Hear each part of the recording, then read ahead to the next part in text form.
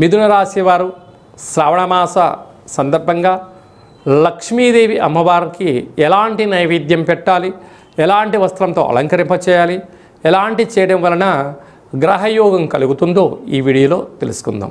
మిథున రాశిలో ఏ నక్షత్రాలు వస్తాయనగా మృగశిర నక్షత్రంలోని 3వ పాదం, 4వ పాదం, ఆరుద్ర నక్షత్రంలోని 4 పాదాలు, పునర్వసు నక్షత్రంలోని 1, 2, 3 పాదములు కలిపితే మిథున రాశి. రాశాధిపతి బుద్ధ భగవానుడు.